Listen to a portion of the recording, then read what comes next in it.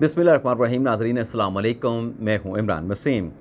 नाज़रीन, video log का आगाज़ करेंगे। साबिक़ वज़ीर आला चौधरी परवेज़ इलाही को जिस्मानी रिमांड के लिए आज ATC अदालत में पेश किया गया और जज साहब ने दोनों जानिब के जो फ़रीक़ैन थे उनके दलाइल सुनने के बाद फ़ैसला महफूज कर लिया। अभी जब हम ये वीडियो लॉग रिकॉर्ड करने लगे तो ये ख़बर सामने आई कि जज साहब ने महफूज किया गया फ़ैसला सुना दिया है और जो प्रोसिक्यूशन की इस्तदा थी कि 14 दिन का मुकम्मल जिस्मानी रिमांड परवेज़ इलाही का दिया जाए, जज साहब ने इस प्रेयर को, इस इस्तदा को रद्द कर दिया है और 2 दिन का जो जिस्मानी रिमांड है वो पुलिस को दे दिया गया है। और इसी फैसले के साथ जो वकील थे अपने परवेज़ इलाही साहब के, एक तो अब्दुल रज़ाक साहब थे, सरदार अब्दुल राज़िक साहब, और दूसरे अली बुखारी साहब थे। अली बुखारी साहब ने एक नई दरख्वास्त जो है वो अदालत में मूव कर दी है, जिसमें उन्होंने ये इस्तदा की है कि परवेज़ इलाही को उनके जो रिश्तेदार हैं, जो उनके घर के अफराद हैं, उनके साथ मुलाकात करने की इजाज़त दी जाए। तो ये दरख्वास्त भी दायर कर दी गई और इसके साथ जब कमरा अदालत में मौजूद थे परवेज़ इलाही साहब, अभी फ़ैसला जज साहब ने अनाउंस नहीं किया था,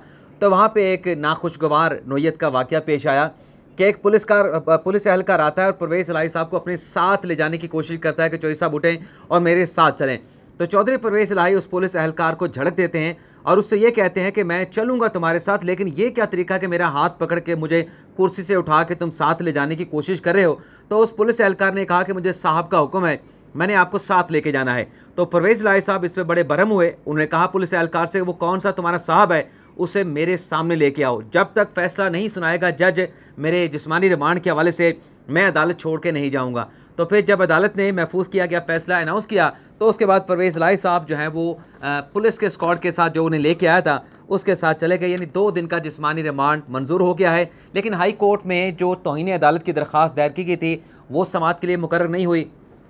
और जो अली बुखारी साहब ने दरख्वास्त दायर की है कि रिश्तेदारों को मुलाकात करने की इजाज़त दी जाए परवेज़ इलाही को, वो ग़ालिबन कल दरख्वास्त समाअत के लिए मुकर्रर होगी। उस पर कल जो है वो जज साहब की जानिब से फ़ैसला जो है वो सादिर फरमा दिया जाएगा। हाई कोर्ट का जिक्र आया, जो परवेज़ इलाही साहब ने कंटेम्प्ट की एप्लीकेशन फ़ाइल की है, तो आज जो आमिर फ़ारूक साहब ने चेयरमैन PTI इमरान खान के जो 6 मुख्तलिफ़ केसेस में अबूरी ज़मानतें खारिज हुई थी, उस केस को, जो इंसदाद दहशतगर्दी के केसेस में जो 3 ज़मानतें खारिज हुई थी, उस केस के साथ क्लब कर दिया गया था। तो ये मुकदमा जो कि 9 ज़मानतों के अखराज के हवाले से था, ज़मानत दरख्वास्तों के मुस्तरद होने के हवाले से था, इसको भी आमिर फ़ारूक साहब ने आज समाअत के लिए मुकर्रर किया है। और इस पर समाअत करते हुए जो इस्तदा थी इमरान खान साहब के वकील के सलमान सफदर साहब की, उसको एक्सेप्ट कर लिया है। अब वो इस्तदा क्या थी उसकी डिटेल आपके साथ शेयर करने से पहले, इस केस के ऊपर जब अदालती कार्रवाई का आगाज़ हुआ तो सलमान सफदर साहब ने अदालत में आर्गूमेंट देते हुए कहा कि तमाम मुकदमात में, जिन केसेस में इमरान खान साहब की अबूरी ज़मानतें खारिज हुई हैं, चेयरमैन PTI इमरान खान पेश होते रहे। हमारी अदालत से, मुतल्लिका अदालतों से, ट्रायल कोर्ट से इस्तदा ये थी कि आप इमरान खान को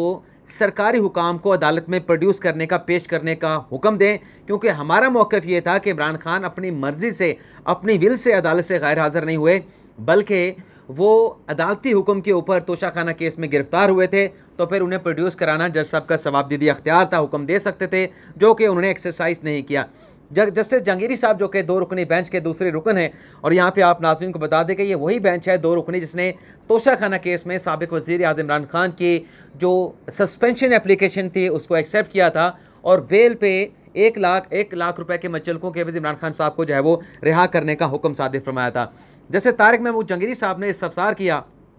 इमरान खान साहब के वकील से, क्या जिन केसेस में इमरान खान साहब की अबूरी ज़मानतें बेल बिफोर अरेस्ट की खारिज हुई हैं, क्या उन केसेस में पुलिस ने इमरान खान साहब की गिरफ्तारी डाल दी है? तो वकील ने कहा कि मेरी मालूमात के मुताबिक अभी तक इन केसेस में इमरान खान को अरेस्ट नहीं किया गया। जज साहब ने कहा कि ये कैसे मुमकिन हो सकता है? अगर ऐसा है, हकीकत क्या है, सच क्या है, गिरफ्तारी डली है, गिरफ्तारी नहीं डली, तो दूसरी जानिब को, दूसरे फरीक को नोटिस करके उससे जवाब मांग लेते हैं। और फिर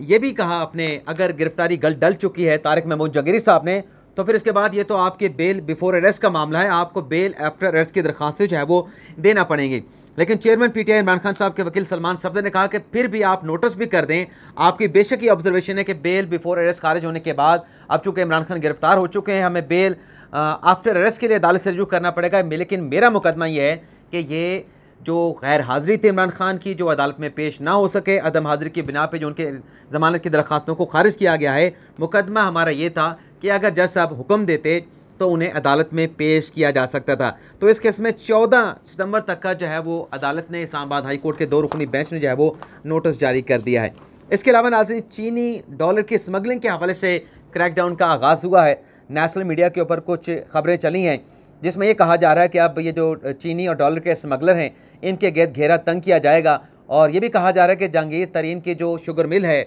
JDW रहीम खान में, वहाँ से बनी हुई जो चीनी है वो अफ़गान बॉर्डर के ऊपर पकड़ी गई है। और ये भी कहा जा रहा है कि अब इस स्मगलिंग को रोकने के लिए, चीनी और डॉलर की स्मगलिंग को रोकने के लिए जो ज़मीनी, जो समंदरी और हवाई अड्डे हैं वहाँ पे नया निज़ाम नाफिज किया जाएगा, चेक पोस्टें कायम की जाएंगी। अब यहाँ पे मेरे एक जो चीज़ है जो मैं शामिल करना चाह रहा हूँ अपनी राय, कि ठीक है ये जो स्मगलिंग है इसका पाकिस्तान के अवाम को अल्टीमेटली जो नुकसान होता है वो पाकिस्तान के अवाम इससे सफ़र करते हैं, लेकिन इस मामले को साफ शफाफ बनाने के लिए जो स्मगलिंग होती है डॉलर्स की, या फिर ये जो अशिया खुर्दनोश पाकिस्तान से स्मगल हो जाती हैं और यहाँ पे फिर उसकी कीमतें बढ़ जाती हैं, इसमें अगर शफाफियत लानी है बॉर्डर्स पर, या जो जहाँ पे गेटवे हैं, जहाँ से क्रॉसिंग पॉइंट है, बेहतर ये रहेगा कि अगर वहाँ पे कैमरे लगा दिए जाएँ, इंटरनेट कैमरे वहाँ पे लगा दिए जाएँ और उसकी एक्सेस अगर आवाम को भी दे दी जाए तो इससे ज़्यादा बेहतर शफाफियत आएगी। आवाम देख पाएंगे कि जो इक़दाम उठाए जा रहे हैं उसमें कितनी शफाफियत है और कौन लोग जो हैं इस किस्म की जो स्मगलिंग होती है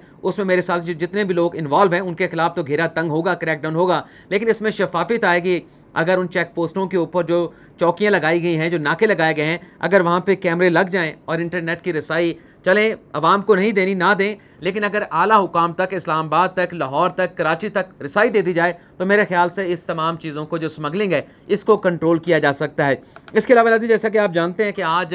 6 सितंबर है और 6 सितंबर के हवाले से आर्मी चीफ सैयद आसिम मुनीर शाह साहब का स्टेटमेंट भी सामने आया है। वो पूरा जो बयान है उनका, उस पर मैं नहीं जाऊँगा, लेकिन चंद ऐसे उनके मंदरजात हैं बयान के हवाले से जिसमें बज़ाहिर ऐसा लगता है कि आर्मी चीफ सैयद आसिम मुनीर शाह साहब ने एक बड़े अहम मामले के हवाले से बाज़ाब्ता तौर पर इस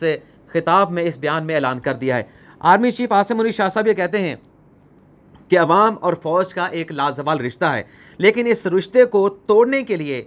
मज़मूम मकासद के तहत यानी है वो कोशिश की गई, लेकिन इस कोशिश को पाक फ़ौज ने बतौर इदारा तहम्मुल और समझदारी के साथ जो है वो इसको नाकाम बना दिया। जो नुकसान पहुँचाना चाहते थे फ़ौज और अवाम के ताल्लुक़ को, रिश्ते को, इस सोच को, इस प्लान को जो है वो नाकाम बना दिया गया। लेकिन साथ में उन्होंने ये भी कहा कि पाकिस्तान इक़्तिसादी तौर पर, इक़्तिसादी तरक्की की राह पर गामज़न होगा। तो ये आर्मी चीफ़ ने एक ऐलान किया है कि जो साजिश हुई थी उसको नाकाम बनाया गया है। मज़मूम मकसद क्या हो सकता है? मज़मूम मकसद यही था, ज़ाहिर सी बात है कि इसमें पूरे उन्होंने बात नहीं की, लेकिन इसको अगर डी कोड करें उनके स्टेटमेंट के इस मंदरजात को, तो ये 9 मई की जानिब, 9 मई के वाक़यात की जानिब जो है वो इशारा किया जा रहा है कि किस तरीके से जो प्लान था अवाम और फ़ौज के दरमियान लड़ाई कराने का, रिश्ते को डैमेज करने का, इस मंसूबे को जो है वो समझदारी के साथ और तहम्मुल के साथ जो है वो नुकसान पहुँचाया गया है। और इसी बयान में आर्मी चीफ़ ने पाकिस्तान की इक़्तिसादी तरक्की की नवीद भी सुनाई है। अब ख़बरें भी आ रही हैं, दावे भी आ रहे हैं, लेकिन ये ज़ाहिर सी बात है कि इसके लिए इंतज़ार भी करना पड़ेगा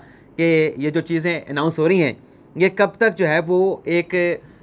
अमली सूरत में आपके सामने आएंगी। इसके अलावा नाजरीन,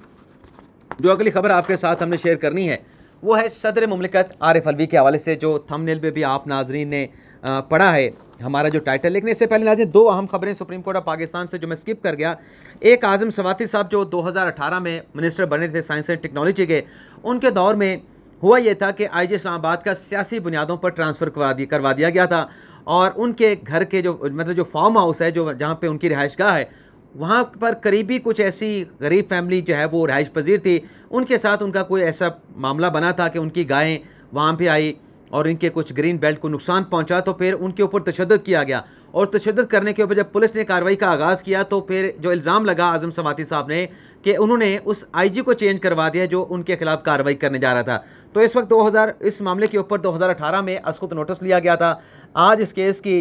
तकरीबन कोई 5 सालों के बाद समाअत हुई है। आखिरी समाअत साकिब निसार साहब करके गए थे, जिसमें पुलिस ने अपनी रिपोर्ट इस केस में जमा करवाई थी। 5 सालों के बाद दोबारा इस केस की समाअत हुई है और आज चेयरमैन FBR, जिन्हें सुप्रीम कोर्ट ने हुक्म दे रखा था कि आज़म सवाती साहब के कितने असासे हैं, कितने इनके पास रकम मौजूद है, कितने एसेट्स हैं और ये कितना टैक्स देते हैं, इस हवाले से FBR के ना चेयरमैन पेश हुए, ना FBR की जानिब से कोई रिपोर्ट पेश की गई। तो अदालत ने आइंदा तारीख तक 4 हफ्तों तक इस केस को मुलतवी किया है और FBR से आज़म सवाती के असासों से मुतल्लिक जो है वो मुफस्सल रिपोर्ट जो है वो तलब कर ली है। IG इस्लामाबाद जो अकबर ख़ान हैं, क्या नाम है आजी साहब का पूरा अपने,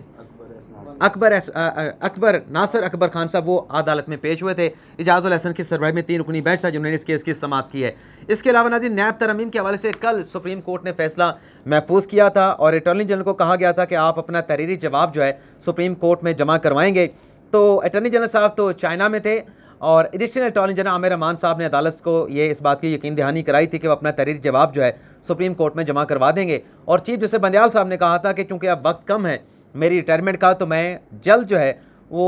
शॉर्ट एंड स्वीट फैसला जो है वो सादिर फरमा दूंगा और फैसले की तारीख भी जल्द अनाउंस कर दी जाएगी। तो अब हुआ यह है कि एडिशनल अटॉर्नी जनरल आमिर अमान साहब ने अटॉर्नी जनरल के बिहाफ पे अपना जो तहरीरी जवाब है इस केस में वो जमा करवा दिया है। और इस तहरीरी जवाब में जो चेयरमैन PTI इमरान खान साहब की नैब तरमीम के खिलाफ जो दरख्वास्त है उसको नाकाबिले समाअत करार देते हुए खारिज करने की इस्तदा की गई है। और ये कहा गया है कि ये दरख्वास्त, इसमें कोई ऐसे बुनियादी हकूक़ की वायलेशन की निशानदेही नहीं की गई, ये कोई बुनियादी हकूक़ का मामला नहीं है जिस पर सुप्रीम कोर्ट जो है आर्टिकल 184(3) के अख्तियार को एक्सरसाइज करे। और जो वफाकी हुकूमत के वकील मखदूम अली खान के दलाइल थे उनको भी अडॉप्ट किया गया है। इमरान खान साहब की इस दरख्वास्त को जो है वो खारिज करने की इस्तदा की गई है कि नाकाबिले समाअत है। अब आ जाते हैं सदर अलवी साहब की जो स्टोरी है, जो मैंने थंबनेल पे लिखा कि सदर आरिफ अलवी साहब भी मान गए। नाज़रीन, मामला कुछ यूँ है कि जो हमने आपके साथ भी खबरें शेयर की थी कि सदर आरिफ अलवी की मुलाकात हुई है 5 रोज़ पहले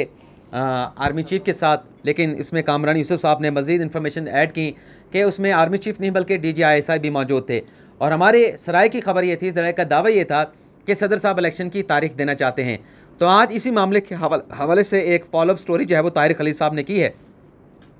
जिसमें उनका ये कहना है कि 2 बड़ों की मुलाकात के बाद बज़ाहिर अवान सदर में जो मामलात हैं वो पुरसकून हो गए हैं, खामोश हो गए हैं। जो हलचल एक थी वो हलचल अब पुरसकून जो मामलात में जो है वो चेंज हो गई है। इस स्टोरी में ताहिर खलील साहब ये कहते हैं कि जो तारीख देने का सदर साहब जो है वो तारीख देने का जो फैसला कर चुके थे, इंतखाबात के हवाले से तारीख देना चाह रहे थे, उन्हें कुछ यकीन दहानियाँ कराई गई हैं, उन्हें प्रेस किया गया है, उन्हें ब्रीफिंग दी गई है, जिसमें एक तो ये कहा गया कि इंतखाबात जो हैं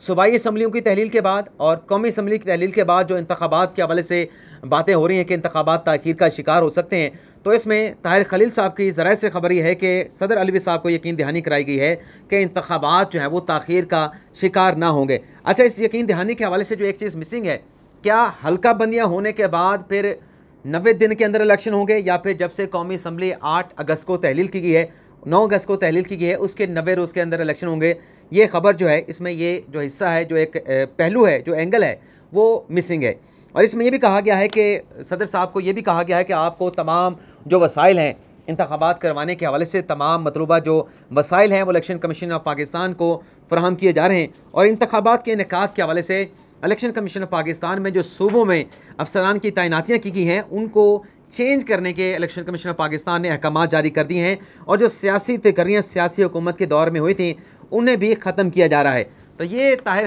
खलील साहब की एक बड़ी अहम स्टोरी है